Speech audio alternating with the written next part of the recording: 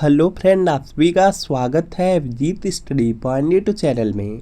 आज के इस वीडियो में सीटेट सितंबर 2026 एग्जाम के लिए बाल विकास और शिक्षा शास्त्र की क्लास करने वाले हैं। तो वीडियो को शुरू से लेकर अंत तक देखिएगा। चैनल पर नए चैनल को सब्सक्राइब कर लीजिएगा। पीडीएफ के लिए Abhijeet study point Telegram channel को ज्वाइन कर लीजिएगा। आज की क्लास में हम सीडीपी के 30 प्रश्न करने वाले हैं। अगर इन 30 प्रश्नों में से आपके 20 प्लस प्रश्न बिल्कुल सही हो जाते हैं तो आप सीटेट एग्जाम को काफ़ी अच्छे स्कोर से पास कर सकते हैं। सीटेट एग्जाम 5-6 सितंबर को होने वाला है। सीटेट एग्जाम में 150 प्रश्न पूछा जाएगा, 150 मिनट मिलेगा और 150 नंबर का आपका एग्जाम होगा। इसमें जो पासिंग मार्क रहेगा वह 90 नंबर रहेगा।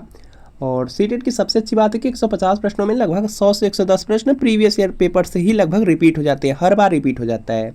सीडीपी में देखेंगे 30 प्रश्न आता है, लगभग 20 से 22 प्रीवियस ईयर पेपर से।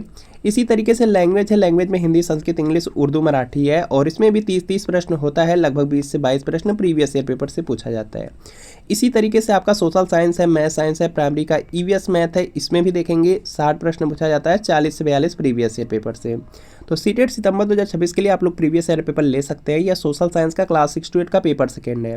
बिल्कुल इसी तरीके से मैथ साइंस का मिल जाएगा, प्राइमरी चाहेंगे प्राइमरी का मिल जाएगा। इसमें जून 2011 से फरवरी 2026 तक आज तक सीटेट में जितना पेपर हुआ सबका सब पेपर मिल जाएगा। आंसर की के साथ मिलेगा, एक्सप्लेनेशन, सॉल्यूशन, व्याख्या सब कुछ डिटेल में दिया रहेगा। और सभी सब्जेक्ट रहेंगे CDP, social science, Hindi, Sanskrit, English, math science, EVS. तो यहाँ पे व्हाट्सएप नंबर दिया गया है, इसी व्हाट्सएप नंबर पर आपको लिखना है CTET previous year paper, social science या मैथ साइंस या प्राइमरी लिख करके मैसेज करना है। जैसे मैसेज करेंगे रिप्लाई किया जाएगा। सिर्फ 30 की पेमेंट करनी है। जैसे 30 पे पेमेंट करेंगे तुरंत प्रीवियस ईयर पेपर सेंड कर दिया जाएगा। तो व्हाट्सएप पे मैसेज जरूर कर लीजिए। चलिए क्लास को कंटिन्यू करते हैं। और आज की क्लास का आपका सबसे पहला प्रश्न है, जिन पियाजे के अनुसार एक शिशु में किस वर्ष से आत्मधारणा का विकास आरंभ होता है। तो इसका देखिए आपको सही जवाब करना है। 4 ऑप्शन है, 11 साल, 12 साल, 13 साल, 14 साल। आत्मधारणा दिया गया। आत्मधारणा का मतलब होता है, या आत्मधारणा का जो अर्थ होता है कि स्वयं से परिचित होना, स्वयं से परिचित होना। तो जिन पियाजे के अनुसार एक शिशु में जो आत्मधारणा का विकास है या आरंभ है वह 12 साल में होता है। तो यहाँ पर आपका ऑप्शन नंबर बी वाला बिल्कुल राइट आंसर हो जाएगा, 12 वर्ष से। अगला प्रश्न आपके सामने है कि जिस तरह से कोई व्यक्ति अपने मस्तिष्क में किसी भी जानकारी को प्रस्तुत करता है यह उसके निम्न का उदाहरण है। तो इसका देखिए आपको सही जवाब करना है। सभी लोग प्रयास करेंगे, राइट आंसर करेंगे। व्यक्तिगत अभिलक्षण है, संज्ञानात्मक अभिलक्षण है, भावपूर्ण अभिलक्षण है और शिक्षण अभिलक्षण है।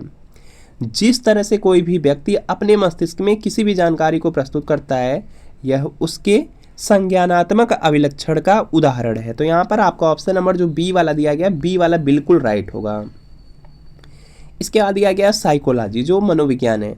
साइकोलॉजी जो शब्द है उसका सबसे पहले प्रयोग किसके द्वारा किया गया। तो इसका देखिए आपको सही जवाब बताना है। सभी लोग प्रयास करेंगे और राइट आंसर करेंगे। तो यहाँ पे इसका राइट आंसर हो जाएगा रुडोल्फ गाल्काय के द्वारा किया गया था। यहाँ पर क्या होगा, आपका ऑप्शन नंबर ए वाला बिल्कुल राइट आंसर हो जाएगा।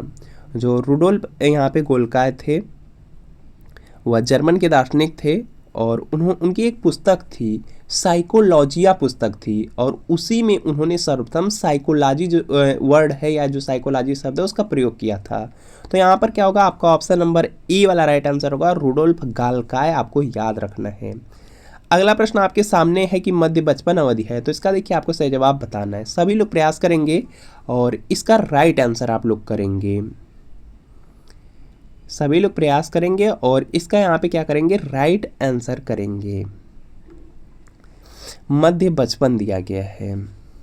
तो इसमें भी देखेंगे यहाँ पे जो विकास की अवस्था है उसको 7 यहाँ पे अवस्था में बांट दिया गया है। उसमें देखेंगे शैशवावस्था है, प्रारंभिक बाल्यावस्था है, मध्य बाल्यावस्था है, पूर्व किशोरावस्था है, उसके बाद प्रारंभिक किशोरावस्था है, मध्य किशोरावस्था है, उत्तर किशोरावस्था है। इस तरह से देखेंगे जो कोल थे उन्होंने 7 यहाँ पे प्रकार से बांटे थे। तो उसमें जो मध्य बाल्यावस्था थी वह आपकी है 6 वर्ष से लेकर 11 वर्ष, 6 वर्ष से लेकर के 11 वर्ष, जो कि यहाँ पर ऑप्शन नंबर यहाँ पे बी वाला दिया गया। बी वाला बिल्कुल राइट आंसर है। जो मध्य बचपन है इसी को मध्य बाल्यावस्था भी बोलते हैं। तो मध्य बाल्यावस्था आपसे पूछा गया है, तो याद रखेंगे, इंपॉर्टेंट है। अगला देखेंगे यहाँ पे प्रश्न आपका दिया गया है और इससे पहले शैशवावस्था है जो कि 0 से 2 वर्ष, और इसके अलावा प्रारंभिक बाल्यावस्था है जो कि 2 से 6 वर्ष चलती है, याद रखेंगे।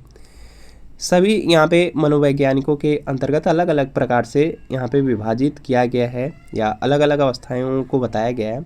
चलिए नेक्स्ट देखते हैं प्रश्न की निम्नलिखित कारकों में कौन सा बच्चों के शारीरिक विकास को प्रभावित करता है। तो इसका देखिए आपको सही जवाब करना है, सभी लोग प्रयास करेंगे, राइट आंसर करेंगे।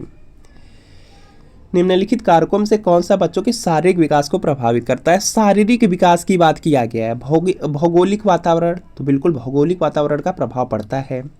पौष्टिक भोजन, तो आपको भी पता है कि जो आपका शरीर है उस पर जो पौष्टिक भोजन होते हैं उसका क्या होता है, प्रभाव पड़ता है, इफेक्ट पड़ता है, तो यह भी सही है। अंतःस्रावी ग्रंथियाँ, तो इसका भी प्रभाव पड़ता है। तो यहाँ पे इनमें से सभी वाला सही होगा, तो यहाँ पे क्या होगा, डी वाला बिल्कुल राइट आंसर हो जाएगा।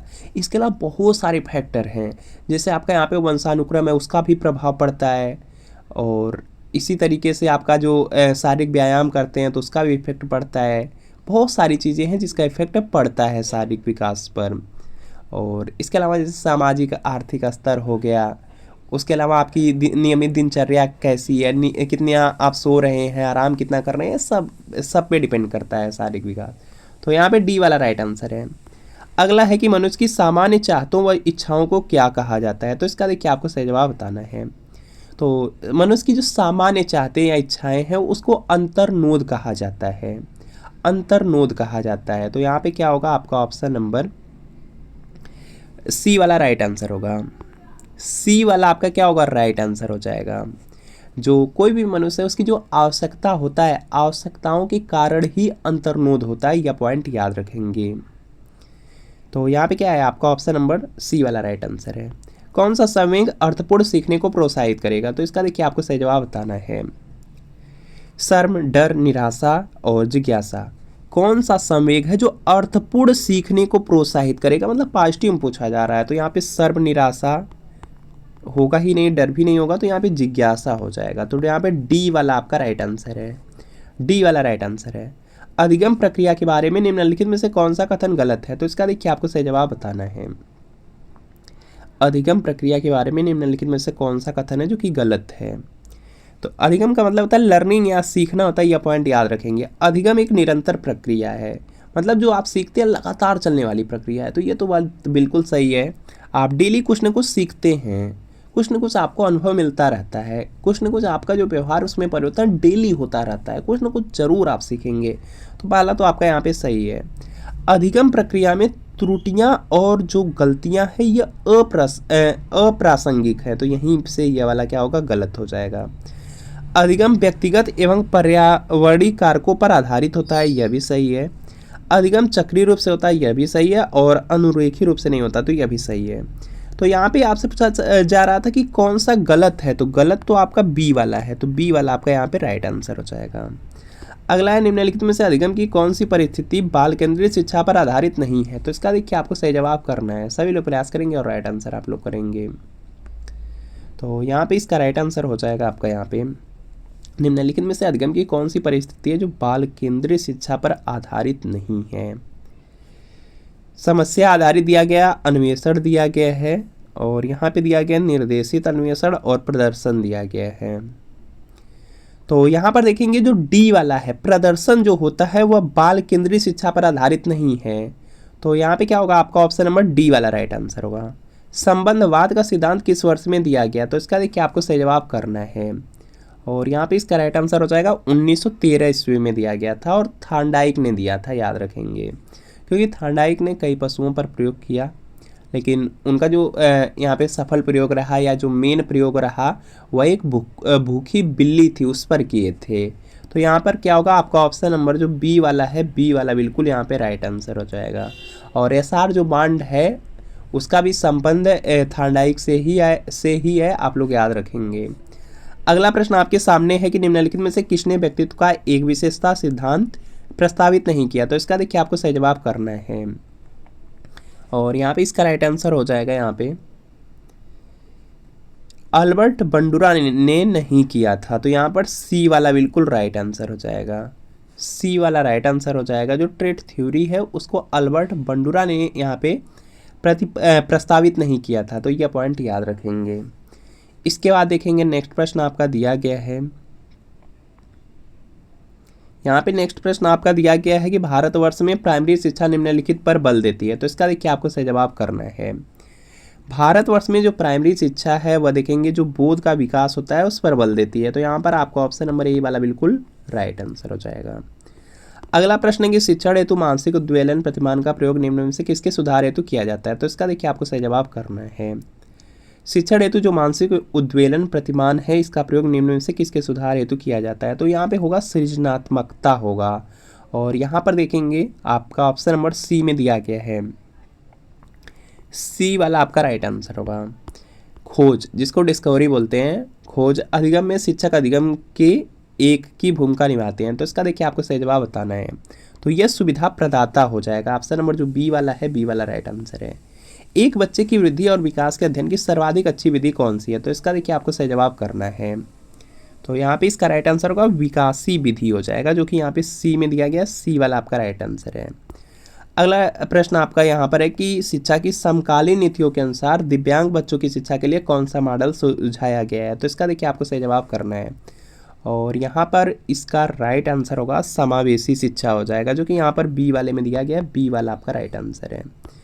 अगला है बाल मनोविज्ञान के अनुसार शिक्षा के क्षेत्र में मुख्य स्थान है। तो इसका देखिए आपको सही जवाब बताना है। बाल मनोविज्ञान के अनुसार अगर देखा जाए शिक्षा के क्षेत्र में मुख्य स्थान, तो वह बालक का रहता है। ऑप्शन नंबर जो ए वाला दिया गया है, ए वाला आपका राइट आंसर है। मानसिक आयु का जो संप्रत्यय है सबसे पहले किसने बताया। तो इसका देखिए आपको सही जवाब करना है। लगभग यहाँ पे सभी लोग आंसर कर लेंगे। तो यहाँ पे इसका राइट आंसर होगा बीने साइमन परीक्षण, जो कि 1908 में आया था।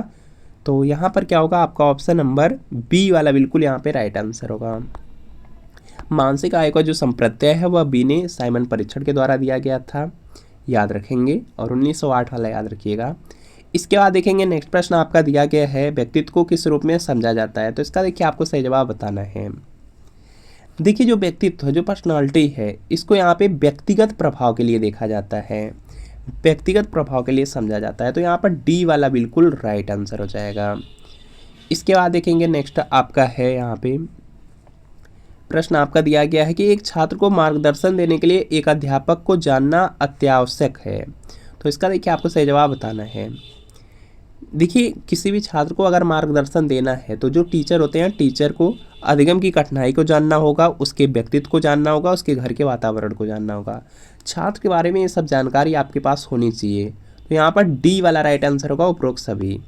अल्पवयस्क बच्चों के अधिगम में अभिभावकों की भूमिका होनी चाहिए। तो इसका देखिए आपको सही जवाब बताना है।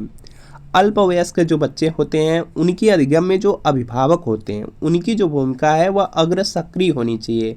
तो यहाँ पर आपका ऑप्शन नंबर बी वाला बिल्कुल राइट आंसर होगा। बाल मनोविज्ञान के आधार पर कौन सा कथन सर्वोत्तम है। तो इसका देखिए आपको सही जवाब करना है। बाल मनोविज्ञान के आधार पर कौन सा कथन है जो सबसे अच्छा है। सारे बच्चे एक जैसे होते हैं, कुछ बच्चे एक जैसे होते हैं, कुछ बच्चे विशिष्ट होते हैं, प्रत्येक बच्चा विशिष्ट होता है। तो यहाँ पे जो सबसे ज़्यादा सही है वह डी वाला है कि प्रत्येक बच्चा क्या होता है, विशिष्ट होता है। डी वाला आपका क्या होगा, राइट आंसर होगा।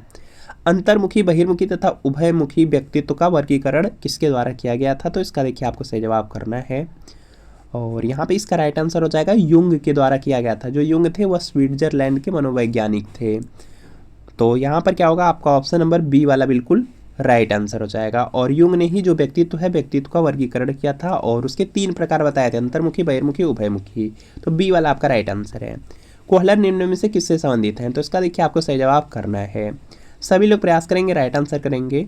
और कोहलर का जो संबंध है वह अधिगम के सिद्धांत से है।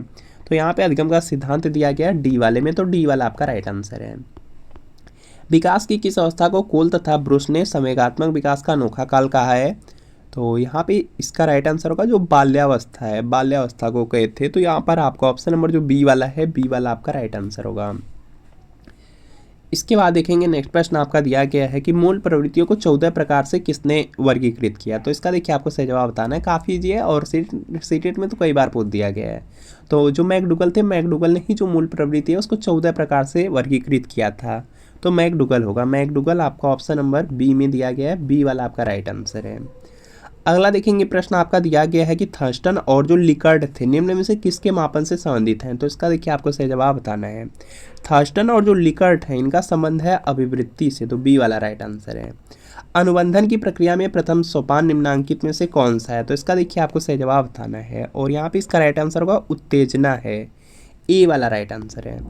व्यक्तित्व तो व्यक्ति के अंतर्गत उन मनोसारी गुणों का गतिशील संगठन है जो पर्यावरण में उसके अपूर्व समायोजन को निर्धारित करते हैं। उक्त परिभाषा देने वाले हैं, तो इसका देखिए आपको सही जवाब बताना है। यह परिभाषा दी गई थी GW आलपोर्ट के द्वारा, तो यहाँ पे सी वाला राइट आंसर है। मनोविज्ञान शाला उत्तर प्रदेश कहाँ स्थित है, तो इसका देखिए आपको सही जवाब बताना है। तो एक मनोविज्ञान जो शाला है उत्तर प्रदेश में है, और उत्तर प्रदेश में प्रयागराज है, इलाहाबाद है, वहाँ पर है, तो सी वाला आपका राइट आंसर होगा। तो फ्रेंड आपको बताना है कि इन 30 प्रश्नों में कितने प्रश्न बिल्कुल सही हुए, कमेंट जरूर करिएगा। और सीटेट की अच्छे से तैयारी कीजिए जिससे सीटेट को पास कर सकें। और यह सीटेट के लिए प्रीवियस ईयर पेपर है, यह सोशल साइंस का क्लास 6 to 8 का पेपर सेकेंड है। बिल्कुल इसी तरीके से मैथ्स साइंस का मिल जाएगा, प्राइमरी चाहेंगे प्राइमरी का मिल जाएगा। और 16 साल का पेपर आंसर की के साथ सारे सब्जेक्ट रहेंगे। तो यहाँ पे व्हाट्सअप नंबर दिया गया है, इस व्हाट्सअप नंबर पर सीटेट प्रीवियस ईयर पेपर लिख करके मैसेज करके इसको परचेज जरूर कर लीजिए। सिर्फ 30 रुपये में मिल रहा है।